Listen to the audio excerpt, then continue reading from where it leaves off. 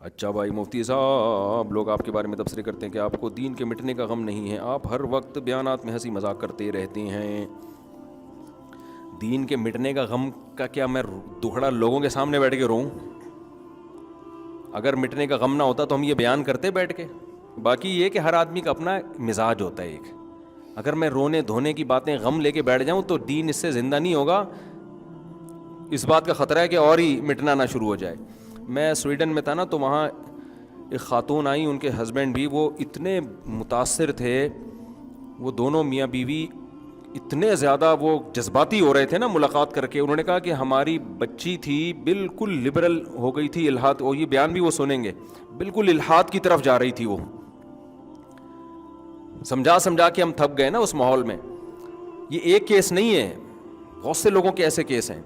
تو انہوں نے جب بیانات سننا شروع کیے تو آہستہ آہستہ کیا ہوا کہ تو کیونکہ سنتے ہی نہیں تھے، کسی کو سن ہی رہے تھے۔ تو ہر آدمی کا اللہ نے وہ اتنے یعنی شکریہ ایسا لگ رہا تھا ان بیچاروں سے ادا ہو نہیں رہا کہ کیسے ہم شکریہ ادا کریں۔ تو اگر میں نوٹس تیار کرنا یا ریکارڈ رکھنا شروع کر دوں نا، کتنے نوجوانوں نے توبہ کی ہے، کتنوں کی زندگیاں بدل گئیں، کتنوں کو اسلام کی توفیق ملی، کتنے غیر مسلم بھی مسلمان ہوئے ہیں بیانات سن کے، میں ریکارڈ رکھنا شروع کر دوں تو بہت موٹا رجسٹر تیار ہو سکتا ہے۔ لیکن میں یہ ریکارڈ رکھتا نہیں ہوں کہ اگر اللہ کے ہاں قبول ہے تو بغیر ریکارڈ کے بھی قبول ہے، قبول نہیں ہے تو ریکارڈ رکھ کے کرنا کیا ہے۔ ہمارے حضرت ریکارڈ رکھا کرتے تھے، جو لوگ بھی ہمارے حضرت کے بیان سن کے توبہ کرتے ان کا ریکارڈ رکھتے موٹیویشن کے لیے، لیکن میں نہیں رکھتا ریکارڈ۔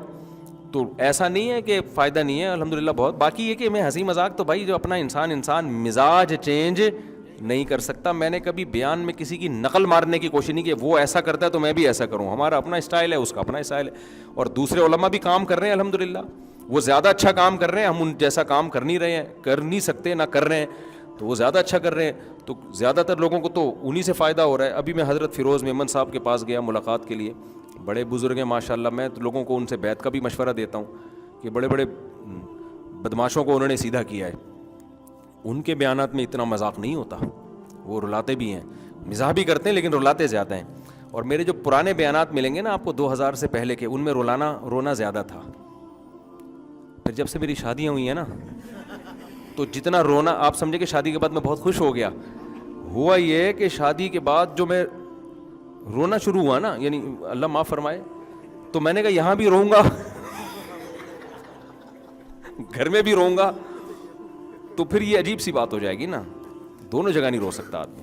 اور مجھے پھر شادی شدہ لوگوں کے غموں کا اندازہ بھی ہوا، میں نے کہا یار بیانات میں نا رلاؤ نہیں، کیونکہ پہلے ہی گھر میں رو رہے ہیں یہ لوگ، گھر میں عورتیں بھی رو رہی ہیں، مرد بھی رو رہے ہیں، سارے رو رہے ہیں، تو مسجد میں بھی رلاؤ گے تو یہ تو نسل بھاگ جائے گی۔ لیکن یہ سب چیزیں تو ایسی ہی باتیں، اصل ہے مزاج، ہمارا مزاج جو لوگ جانتے ہیں وہ نارمل بھی ایسے ہی ہے جیسے یہاں ہے، ٹھیک ہے نا۔ ہماری جو مدرسے میں استاذ ہیں، ان کے جو ہماری دوستی ہیں، یا اپنے ہمارے دوستوں سے پوچھ لو، جیسے ہم ادھر ہیں ممبر پہ بھی ہم ویسے ہی، مجھ سے آرٹیفیشل طور پر یہ سنجیدگی ہوتی نہیں ہے کہ میں تمیز سے نا ایک دم میں آؤں کہ ایک بات کان کھول کے یاد رکھو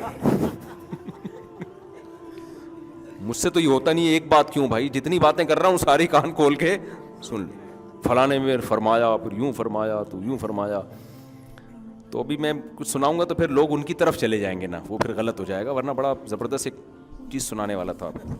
دوسری بات یہ کہ ہمارے حضرت فرمایا کرتے تھے، ایک شعر پڑھا کرتے تھے، دن گزارے ساز میں، راتیں گزاری سوز میں، عمر بھر ہم دل میں بلبل، شب میں پروانہ رہے۔ میں نہیں کہہ رہا کہ میں ایسا ہوں، لیکن اللہ والے ایسے ہوتے ہیں کہ لوگوں کے سامنے خوش مزاج، تنہائی میں اللہ کے سامنے رونے والے۔ میں نہیں کہہ رہا کہ میں تنہائی میں اللہ کے سامنے رونے والا ہوں، نیک ہوں، نہ میں یہ کہہ رہا ہوں کہ نہیں ہوں ٹھیک ہے نا، وہ میں کیا ہوں وہ تو میں جانوں، اللہ جانے، لیکن رونے کی جو اصل موقع ہے نا وہ تنہائی میں اللہ کے سامنے ہے، وہ ہنسنے کا موقع نہیں ہے۔ ہمارے نبی صلی اللہ علیہ وسلم کیسے خوش مزاج تھے، اور راتوں کو کیسے روتے تھے اللہ کے سامنے۔ امی عائشہ فرماتی ہیں ہانڈی کے ابلنے کی آواز آتی تھی، لیکن دن میں کیسے خوش مزاج۔ حضرت ابو ہریرہ رضی اللہ عنہ فرماتے ہیں میں نبی سے جب بھی ملا ہوں، ہمیشہ آپ نے مجھے جب بھی دیکھا ہے، کبھی ایسا نہیں ہوا کہ مجھے دیکھ کے مسکرائے نہ ہوں آپ۔ اب اگر کوئی مذہبی اسکالر ایسا بن جائے نا، یوں کر کے، یوں، وہ بغیر داڑھی والا آ رہا ہے، یہ جہنم میں جائے گا. وہ سود خور آ رہا ہے, لعنتی آ رہا ہے, وہ بغیر دوپٹے کے لیڈیز آ رہی ہے, بغیرت.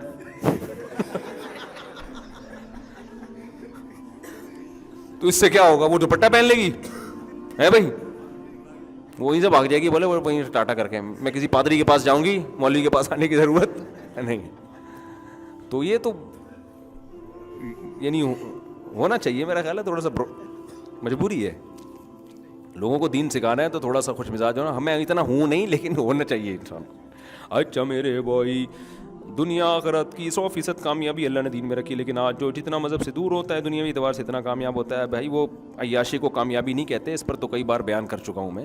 عیاشی الگ چیز ہے, کامیابی الگ چیز ہے. عیاشی تو ماشاءاللہ مثال نہیں دینا چاہتا میں. میری والدہ کہتی ہیں تمہاری دینداری میں معیار بہت اونچا ہے, آج کے دور میں اتنی دیندار لڑکی نہیں ملے گی. ملے گی بھائی, دیندار لڑکیاں بھی بہت ہیں مارکیٹ میں. گناہ چھوڑنے کے لیے اس کے اسباب بھی چھوڑنے پڑتے ہیں. تو اگر کوئی شخص موبائل پر بد نظری کرتا ہو تو وہ کیسے موبائل چھوڑے, جبکہ اس کی پڑھائی سے متعلق ہاں کچھ کام ایسے ہیں جو اب معاشرے کا حصہ بن گئے, ان کو چھوڑ نہیں سکتے آپ. تو اس کا پھر طریقہ یہی ہے کہ جب بد نظری ہو تو صدقہ کریں, اپنے آپ کو سزا دیں, آہستہ آہستہ انشاءاللہ وہ گناہ چھوٹ جائے گا. ویسے بھی موبائل چھوڑنے میں یہ ہوگا کہ آپ اگر چھوڑ دیں گے نا تو جب بد نظری کا دل چاہے گا تو دوبارہ خرید لیں گے. صحیح ہے نا. یہ کہ مطلب یہ کہ دنیا سے تو ختم نہیں کر سکتے نا. تو اس کا حل پھر یہی ہے کہ بھائی آپ جب اس پہ کوئی الٹی چیز دیکھیں, اپنے توبہ بھی کریں اور اپنے آپ کو سزا بھی دیں. آہستہ آہستہ انشاءاللہ جب چاہیں گے نا تو یہ برائی چھوٹ جاتی ہے. اچھا بھائی, اب ایک کراچی کی روڈوں پہ سفر جو کرتا ہے اس کو تو یہ مسئلہ بہت اچھی طرح سمجھ میں آتا ہے نا. آپ بتاؤ کراچی میں کوئی ایک مائی کا لال ایسا ہے جس نے ہمیشہ پورا روڈ پہ ہی سفر کیا ہو؟ کچے میں اتارنا پڑتا ہے آپ کو, کھڈا آ رہا ہے آگے, گٹر آ رہا ہے. ابھی میں نیو کراچی کے راستے سے جا رہا تھا تو وہ ایک اتنا بڑا گٹر کھلا ہوا ہے نا, اس سے ایسی نہریں بہہ رہی ہیں نا گٹر لائنوں کی. نیو کراچی میں دیکھا ہے آپ لوگوں نے آگے جا کے؟ میں نے اپنے جو میرے گارڈ تھے ان سے میں نے بولا کہ یار یہاں گاڑی روکتے ہیں. ابھی ہم نے سوئٹزرلینڈ کے ولاگ بنائے, پیرس کے بنائے, جرمنی کی آبشاریں, میں نے کہا بہترین ہو جائے گا یار. تو میں نے کہا دیکھو ایسا نہیں ہے کہ ہمارے پاس آپ جا کے دیکھو میرے مشورے پر. جب آپ نیو کراچی والے راستے سے گلشن معمار جاتے ہو نا, راستے میں پورا جو سوات کا دریا ہے نا, مذاق نہیں کر رہا میں, آپ سمجھو گے یہ دریا کے اتنا پانی گٹروں سے ابل رہا ہے. آج صبح اس میں ایک ٹرک الٹا ہوا تھا نا. اچھا میں روزانہ دیکھتے تھے اس میں ٹرک الٹ کیوں نہیں رہے. اتنے بڑے بڑے کنٹینر کی آپ اس کی حوصلے کو داد دو ڈرائیوروں کے کہ اتنے بڑے بڑے کنٹینر, وہ بھی حوصلہ گورا ہوگا وہ چھوڑ چھاڑ کے چلا جائے گا بھائی میں کنٹینر اڑے جائے گا, لیکن رسک لیتے ہیں ہمارے ڈرائیور, رسک لیتے ہیں یار. گزار کے دیکھو یار, اللہ بڑا مہربان ہے. ایسے یار میں تو یعنی وہ بھائی مجھے ڈر لگ رہا ہے یہ کنٹینر الٹے گا تو 25-30 آدمی یہاں ہلاک ہو جائیں گے. وہ لوگ بھی رسک لے رہے ہیں, وہ نیچے سے آرام سے گزر رہے ہیں. نہ ان کو ڈر لگ رہا ہے نہ کنٹینر والے کو ڈر لگ رہا ہے. تو میں حیران کہ یار یہ الٹا, آج دیکھا الٹا ہوا ہے, ایک پھنسا ہوا ہے وہاں پہ, آدھا یوں ہوا ہے 45 کے زاویے پہ نا, گرا بھی نہیں ہے اور اللہ نے ایمان کی برکت سے اس کو بچا لیا. ڈرائیور پتہ نہیں کہاں سے اترا ہوگا, دیکھا تھا نا, یہ بھی میرے ساتھ تھا, اس سے پوچھ لیں. یوں ٹرک یوں ہوا ہے. پھر ہم نے کہا اب تو راستہ ہی بند ہو گیا, کم از کم ایک آبشار کے بیچ میں سے ہم گاڑی لے کے جایا کرتے تھے. اب ہم گلیوں میں گھسے ہیں تو گلیوں میں گھس کے آگے جا کے گئے ہیں تو تمبو لگا ہوا ہے, کیونکہ کوئی کسی کو تمیز ہی نہیں ہے. شادی کرنا عقیقہ کرنا ہے, روڈ بلاک کر کے تمبو لگا کے کھڑے ہو جاؤ. ایک طرف ہم پیرس سے ہو کے آ رہے ہیں, وہ خوبصورت مناظر, ٹریفک, تمیز. اپنے کراچی میں آئے تو آبشاروں کے اسٹائل کیا ہو گئے. تو ہم اتنی مشکل سے گاڑی گھما کے گلیوں میں گیا, وہ تمبو لگایا ہوا ہے آگے. بھائی پتہ نہیں کیا ہو رہا ہے, عقیقہ ہو رہا ہے, کسی کی بہن کی شادی ہو رہی ہے, کسی کے باپ کی شادی ہو رہی ہے, کیا ہو رہا ہے. ابھی کوئی تمیز نہیں ہے یار, یہ روڈ پہ تم نے لگا. پھر وہاں سے نکلے, پھر گھما کے اتنی مصیبت سے یوں کر کے کلاس میں 15 یا 20 منٹ میرا خیال ہے لیٹ پہنچاؤں گا.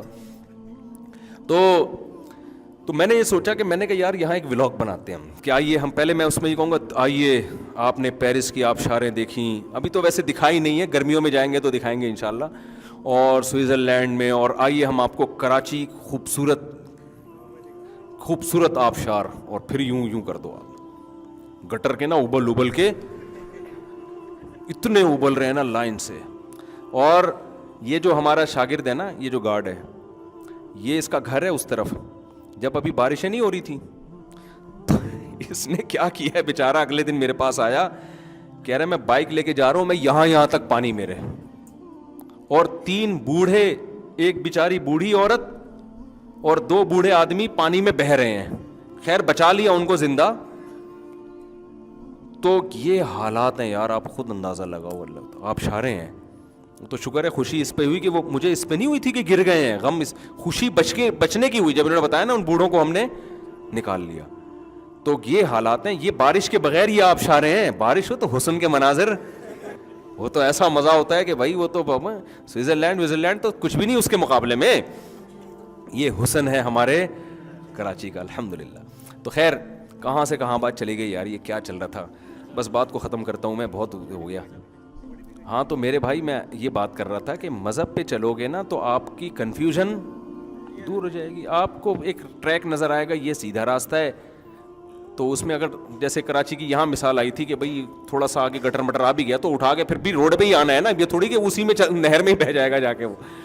तो अगर थोड़ा बहुत इंसान से गलती हो जाए, आड़ा तिरछा हो जाए, अब्बा के सामने कभी ऊंची आवाज़ से बात हो गई, कभी बदतमीज़ी हो गई, तो भाई तौबा का दरवाज़ा खुला हुआ। अच्छा आखिरी बात, अब्बा से भी माफ़ी मांगनी चाहिए कि नहीं मांगनी चाहिए? तो अगर कभी कभार हो जाए तो अब्बा से भी मांगें। अगर आपकी आदत ही हो गई है तो सिर्फ अल्लाह से ही मांग लें क्योंकि बार बार माफ़ी मांगते हुए भी वो शर्म की बात नहीं है। अच्छा ये वो अब्बा भी इससे परेशान हो जाएगा कि बस कर यार कोई और काम कर दो। तो फिर अल्लाह से मांगो और अपने ऊपर कोई जुर्माना रख लो, जुर्माना रख लो। तो ये एक उसूल और ज़ाब्ता शरीयत ने, और बहुत सारे इसमें अहकाम हैं, लेकिन कन्फ्यूजन नहीं है। समझते हो, किसी इस्लाम को छोड़ोगे कन्फ्यूजन ही, सारी ज़िंदगी ठोकरें ही खाते रहोगे, उसी में मर जाओगे। तो ये है हिसाब किताब। तो अल्लाह ताला हमें सीधे रास्ते पे चलने की तौफीक अता फरमाए, मोटिवेशन हमें इस्लाम से लेने की तौफीक अता फरमाए, जो मैंने असल बयान शुरू किया था। और वो जो फिर एकदम आता ना, ये एकदम करके यूं एक बात हमेशा याद रखना, बोला भाई तू अगर शरीयत के मुताबिक कर कुछ और काम कर ले, तू जाके इस्लाम के मुताबिक बात कर रहा है तो एक नहीं तेरी 6 बातें याद रखेंगे हम, ठीक है ना। इस्लाम के मुताबिक नहीं कर रहा तो फेंकने पर गवर्नमेंट की तरफ से कोई पाबंदी नहीं है, फेंकते रहो बैठ के। अच्छा मेरे भाई, आपके नौजवान, आपके बयान में नौजवान ज़्यादा तो उनको तरगीब में दाढ़ी रख लें। भाई मैं नौजवानों को कहता हूँ, देखो दर जवानी तौबा करदन शेवाई पैगम्बरी, जवानी में तौबा करना पैगम्बरों का काम है। तो जवानी में दाढ़ी रख लो यार, समझ में आ रही है बात, इसका सवाब मिलेगा, हिम्मत कर लो।